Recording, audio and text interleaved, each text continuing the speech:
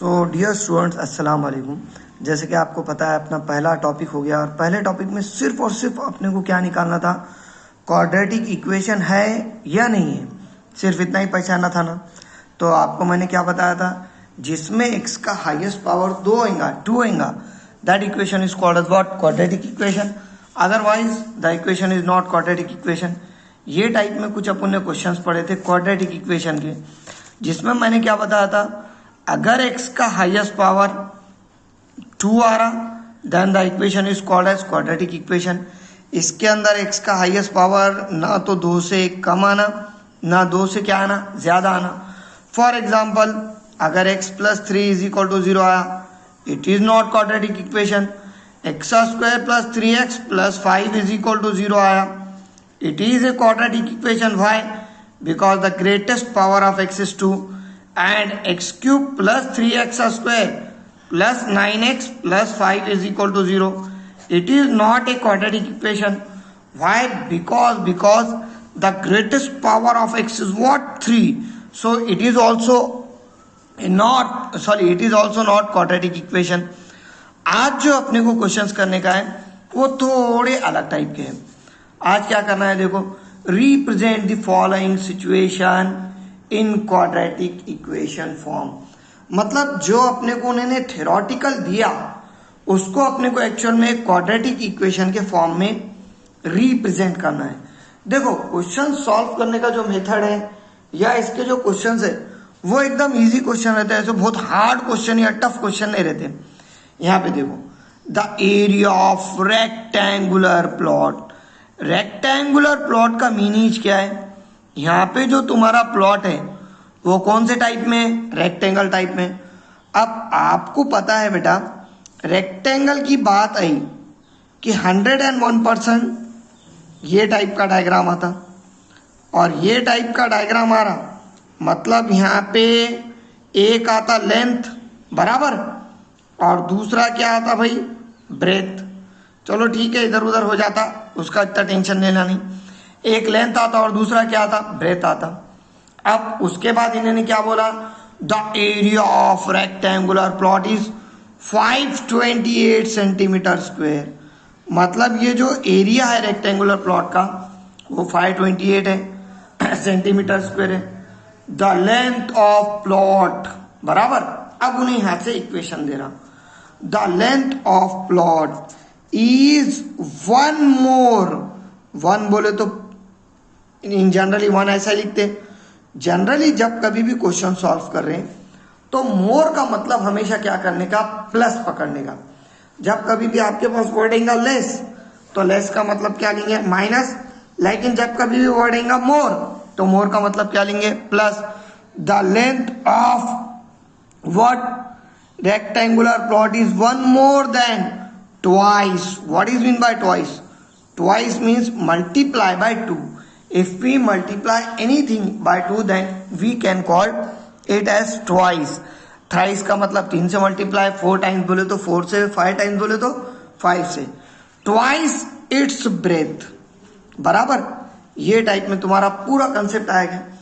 अब देखो, रेक्टेंगल के अंदर दो चीज आते हैं, एक आता लेंथ और एक आता क्या, ब्रेथ। मुझे बोलो, अगर अपन थ्योरेटिकल क्वेश्चन में देखें तो पहले लेंथ आया क्वेश्चन में बराबर और दूसरा क्या आया, ब्रेथ आया। तो ये क्वेश्चन सॉल्व करने की खास बात और एक सिंपल तरीका है। तरीका सिंपल क्या है, तो जो सेकेंड नंबर पे आता जनरली उसको क्या कंसीडर करना, एक्स कंसीडर करना। अब मैं क्या कर रहा बेटा, यहाँ पे मैं ऐसा लिख सकता क्या, let the length, sorry second number पे ब्रेथ आया, let the breadth is equal to x. और ऑब्वियसली क्वेश्चन मीटर में है तो मीटर को मैं क्या ले रहा, m. Let the breadth of rectangle is equal to x, therefore breadth is equal to x आएगा।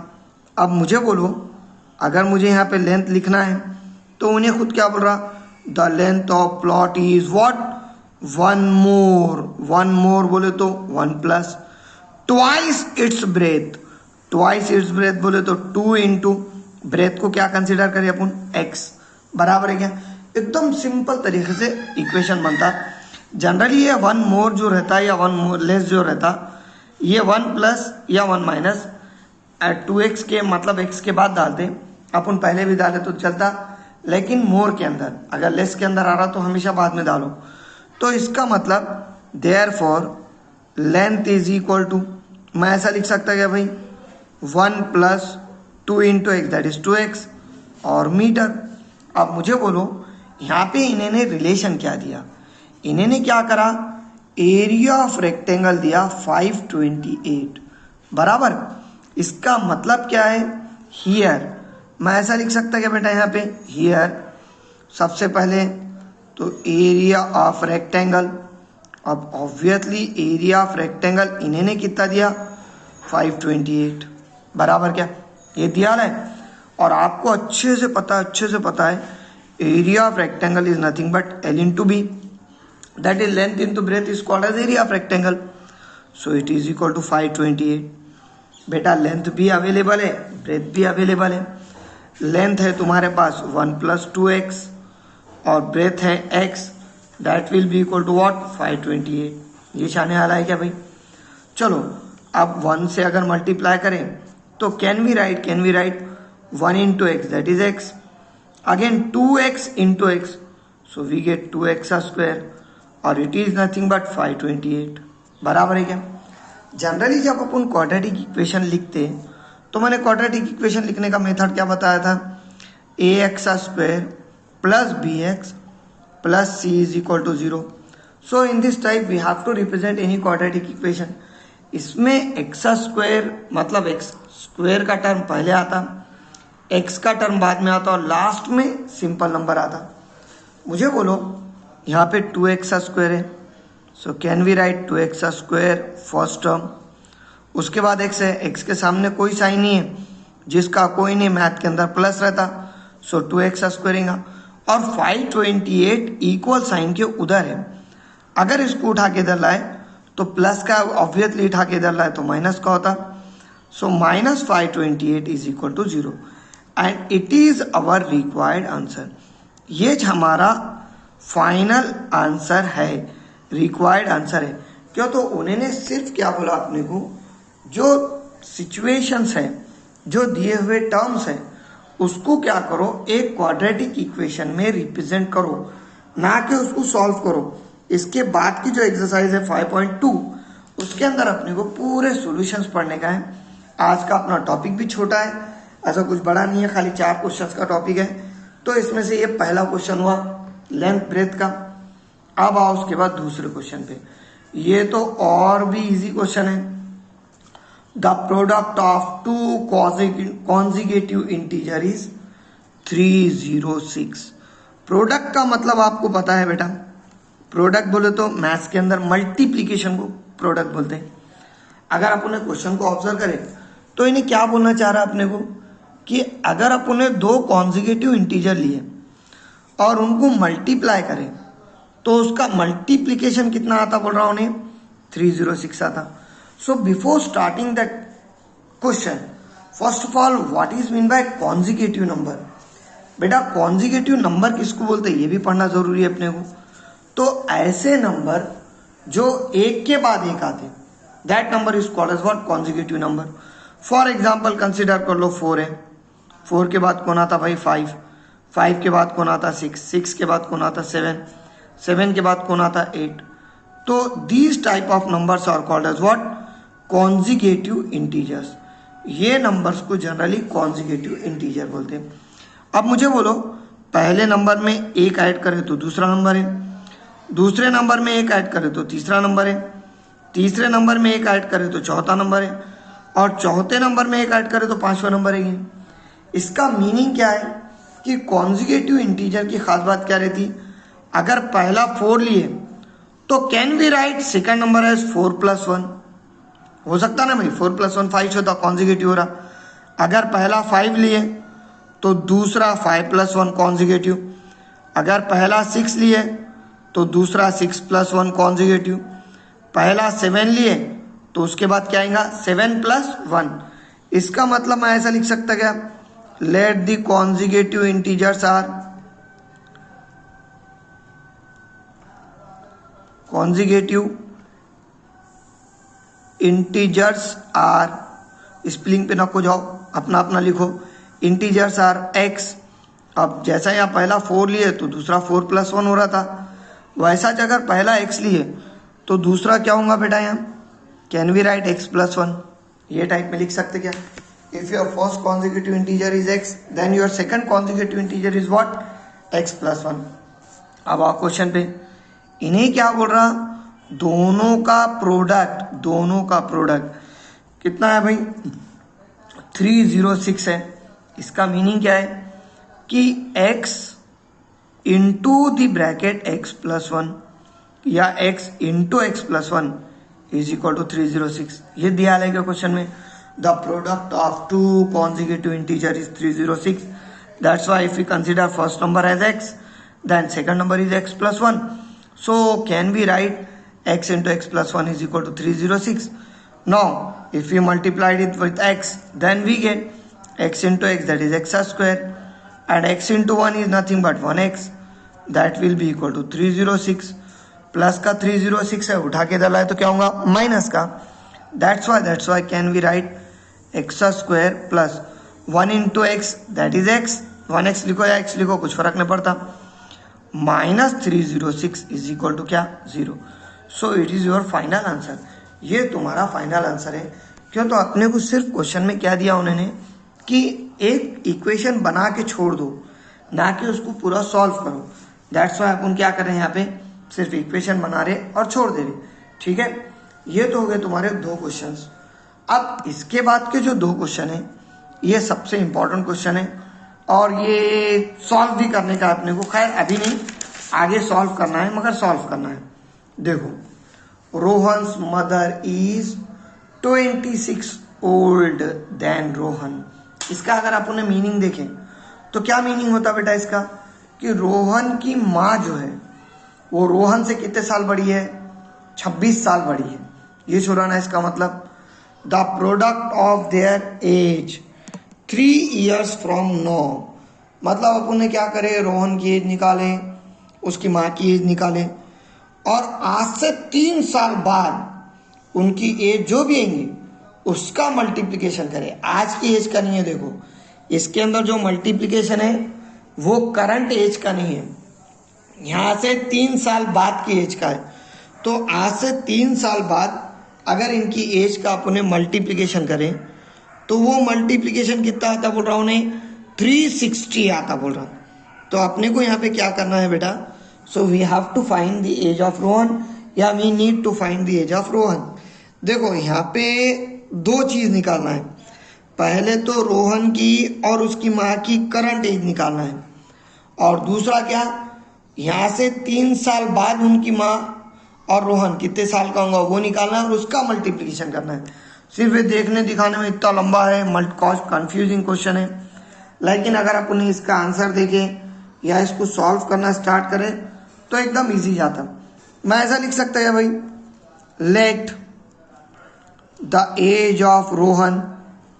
अब ऑब्वियसली अगर एज ऑफ रोहन अपन ने एक्स कंसिडर करें बराबर, तो मुझे बोलो कि एज ऑफ हिज मदर, अगर रोहन की माँ की एज निकालना है तो उन्हें खुद क्वेश्चन में क्या दिया, Rohan's mother is 26 older than Rohan. मतलब रोहन की जो भी एज है या रोहन से उसकी माँ जो है वो 26 साल बड़ी है। मीन्स रोहन की अगर एज 2 साल है तो उसकी माँ 28 साल की होंगी क्या।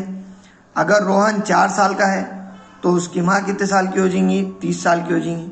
इसका मीनिंग क्या है, रोहन की जो भी एज है उसमें 26 को ऐड करो, खुद ब खुद रोहन की मदर एज आ जाती है, रोहन मदर से एज आ जाती बेटा।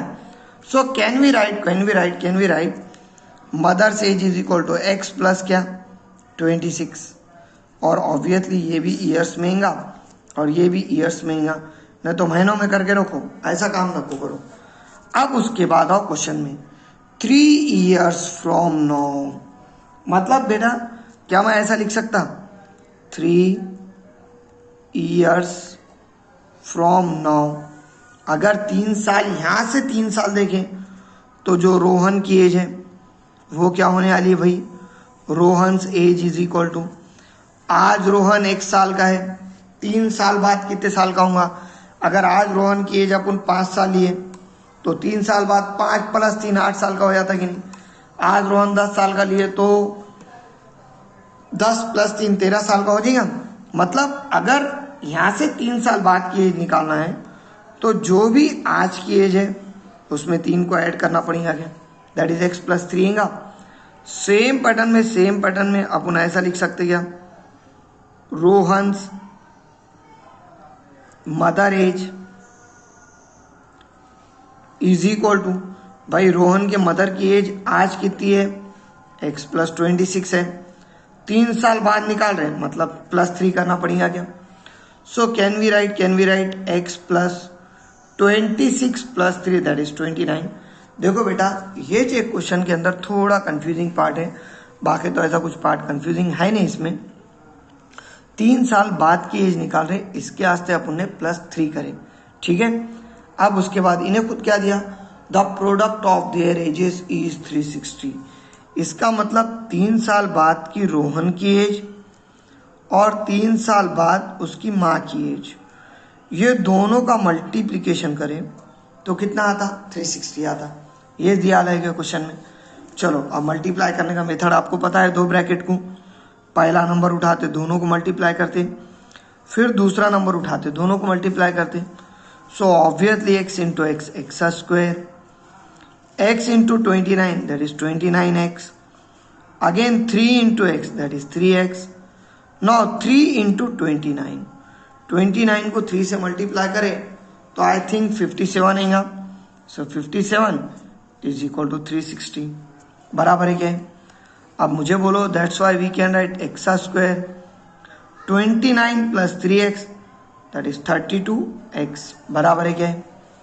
अब ये होने के बाद प्लस का 57 है एज इट इज, प्लस 360 है उठा के इधर लाए -360 होगा और इट इज इक्वल टू क्या आने वाला है बेटा? 0। So in this way we have to consider 0। अब ये आने के बाद थोड़ा सॉल्व करना है। सो वी गेट x² + 32x और 57 - 360, क्यों तो बड़ा माइनस का है, that's why we have to write 303 और इट इज इक्वल टू क्या? 0। सो ये है तुम्हारा पूरा का पूरा क्वेश्चन का सॉल्यूशन। देखो अभी फिलहाल के लिए एक्सरसाइज नंबर 1 के अंदर सिर्फ अपने को क्या करना है बेटा? यहाँ तो we have to only build up an equation.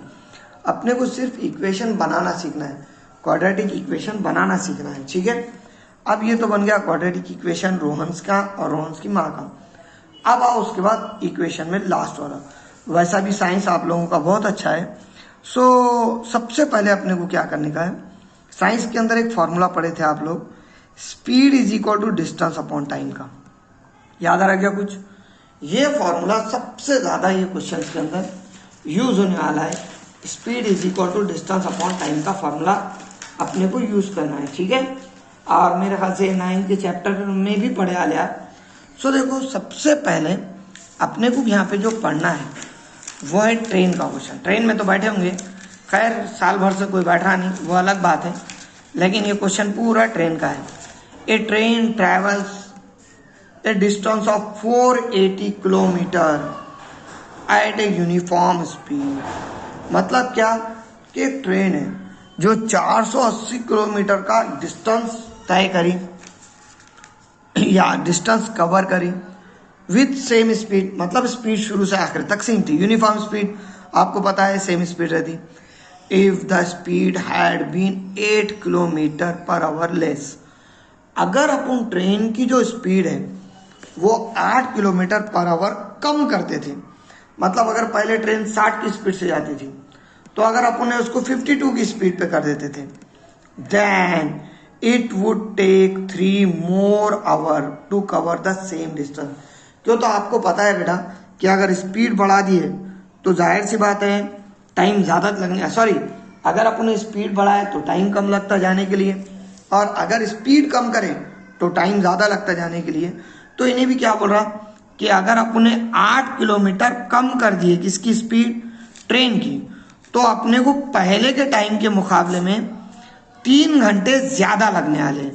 अब 3 घंटे ज़्यादा लगने वाले हैं, इसको इन शॉर्ट अगर मैं बोला तो ऐसा बोल सकता क्या कि पहले का टाइम और दूसरे का टाइम, ये दोनों में डिफरेंस कितने का आने वाला है? 3 घंटे का डिफरेंस आने वाला है। 3 घंटे ज़्यादा लग रहे हैं मतलब 3 घंटे का डिफरेंस आ रहा। मैं यहाँ पे क्या कंसिडर कर रहा, पहले let the speed of train is equal to x kilometre per hour. ठीक है, ये स्पीड ऑफ ट्रेन कंसिडर करा। अब ऑब्वियसली डिस्टेंस आपके पास अवेलेबल है, डिस्टेंस इज इक्वल टू कितना है भाई? 480 किलोमीटर, बराबर है क्या? अपन क्या करेंगे बेटा, पहले x किलोमीटर के हिसाब से इसको कितना टाइम लगता वो निकालेंगे। भाई मैं ऐसा लिख सकता क्या, time taken by train with speed x kilometre per hour, बराबर। So it is equal to, मैंने अभी आपको क्या बोला बेटा कि स्पीड का जो फॉर्मूला है वो क्या है? डिस्टेंस अपॉन टाइम है। बेटा इसको जो ऐसा लिख सकते हैं अपन, टाइम डिवीजन में है, इधर आया तो मल्टीप्लिकेशन में आया था, speed into time is equal to distance. और अगर अपने को टाइम की वैल्यू निकालना है तो time is nothing but distance upon speed. अगर ये टाइप में लिखे तो कुछ फर्क पड़ने वाला है क्या? क्यों, तो स्पीड मल्टीप्लिकेशन में डिवीजन में आएगा। सो टाइम इज नथिंग बट क्या आने वाला बेटा? Distance upon speed.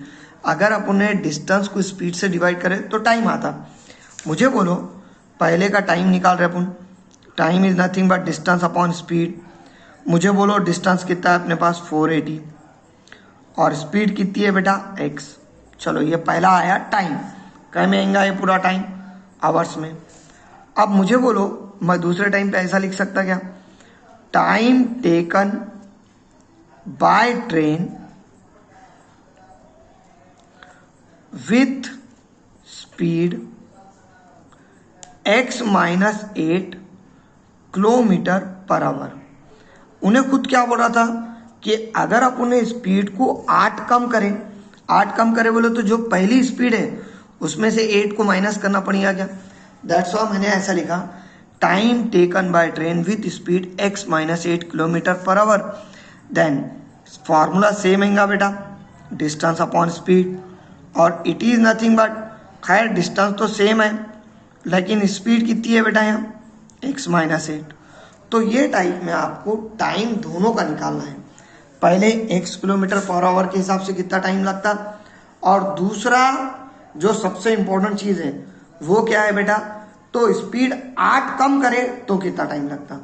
अब उसके बाद इन्हें खुद क्या बोल रहा कि भाई if the speed of train is 8 kilometre per hour less than it would take 3 more hours to cover the same distance. Same distance का मतलब 480 किलोमीटर का डिस्टेंस है, 8 किलोमीटर।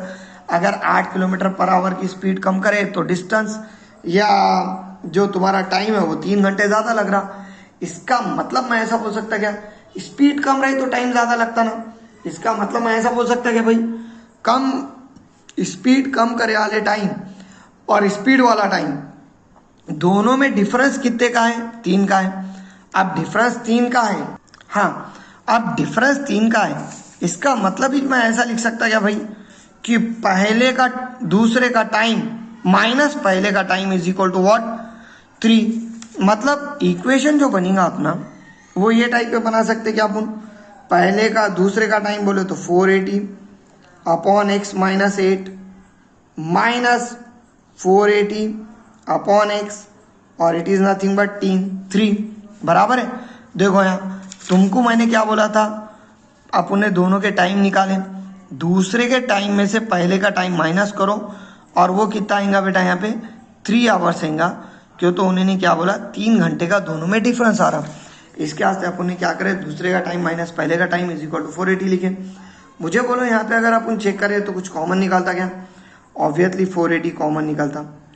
चलो 480 अगर कॉमन निकाले तो 1 अपॉन एक्स माइनस 8 आएगा क्या पहला टर्म, माइनस दूसरा टर्म 1 अपॉन एक्स, और इट इज नथिंग बट 3, ये चाहने वाला है क्या।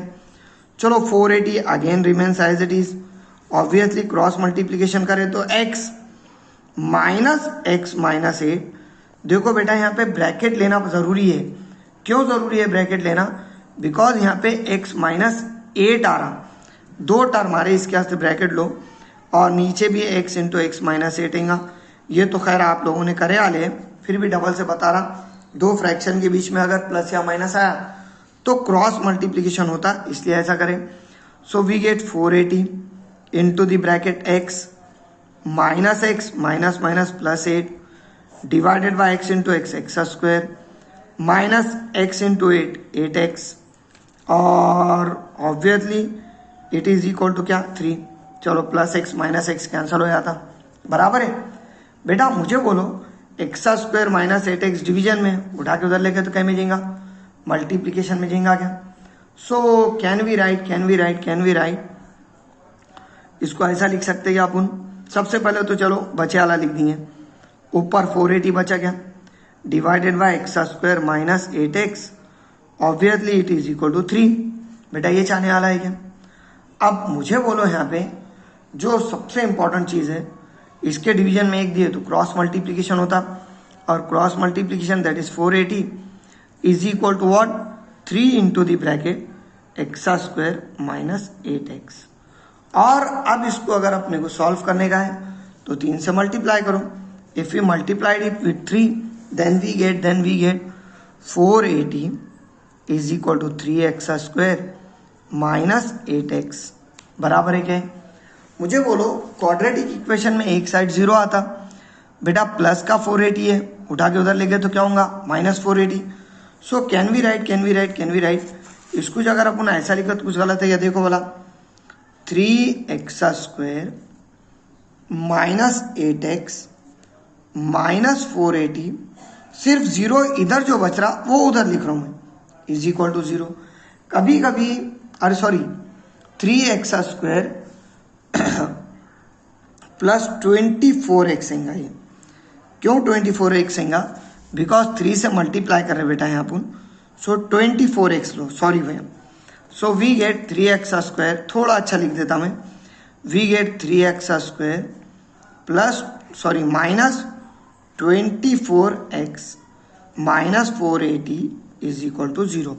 बिकॉज यहाँ पे 3 ब्रैकेट के बाहर है, that's why we have to multiply it with 3। 3 से मल्टीप्लाई करना पड़ता, that's why we have to write this type. अब ये लिखे बात, मुझे बोलो यहाँ पे सबसे पहले यहाँ 3 है, यहाँ 24 है और यहाँ 480 है। 4 प्लस 8 12 प्लस 0 12, मतलब ये पूरा का पूरा 3 से डिवाइड होता क्या? मैं ऐसा कर सकता क्या, डिवाइड बाय 3। चलो 3 से डिवाइड करें तो 3x स्क्वायर बाय 3 आएगा, माइनस 24x अपॉन 3 आएगा, minus 480 upon 3 obviously it is equal to 0।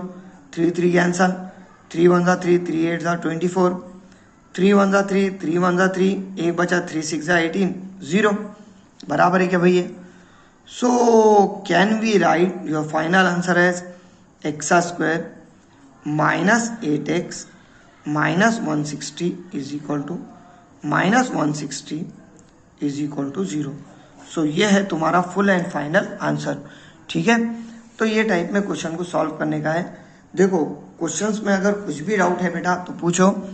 और ये तो खैर चिल्लर चालर क्वेश्चन थे, लेकिन अपना जो अगला बिट है वो सबसे इम्पोर्टेंट बिट है जो अपने को करना है। अगर क्वाड्रेटिक इक्वेशन पढ़ना है तो क्वाड्रेटिक इक्वेशन सॉल्व करने के 3 मेथड है जो अपने को पढ़ना है अगले बिट में। 3 मेथड में जो फर्स्ट बिट है अपना, that bit is called as what, factorization method, और दूसरा है फॉर्मूला मेथड, और तीसरा जो है वो है कंप्लीटिंग स्क्वायर मेथड। खैर पुराने बच्चों को 25% के अंदर ये डिलीट हुआ था, लेकिन आप लोगों को ये डिलीट नहीं है, तो अपने को फैक्टराइजेशन और फॉर्मूला मेथड, कंप्लीटिंग स्क्वायर, तीनों क्वेश्चन सॉल्व करना है। तीनों क्वेश्चन सॉल्व करना है। क्वेश्चन एक ही रहता है इसके अंदर, सिर्फ उसके तरीके अलग अलग रहते हैं। और बेटा बहुत सारे बच्चों के होमवर्क कम आ रहे, तुम्हारी क्लास है 30 स्टूडेंट की और आप लोगों के पास आ रहे बस 15 to 16 स्टूडेंट्स के होमवर्क, जो कि गलत है। भाई कुछ प्रॉब्लम आ रहे तो पूछो, कैसा है मालूम क्या, सिर्फ हम पढ़ा ले रहे, तुम पढ़ ले रहे, लिख ले रहे। फेयर कॉपी करने से मैथमेटिक्स नहीं आता, याद रखो। अगर फेयर कापीज करना दिल बोल रहा है इतना अच्छा, तो एक आधी डाइजेस्ट ले लो। मेरी तो भी राइटिंग खराब है, उसमें राइटिंग बहुत अच्छी मिलती, वो राइटिंग से पढ़ लो आप।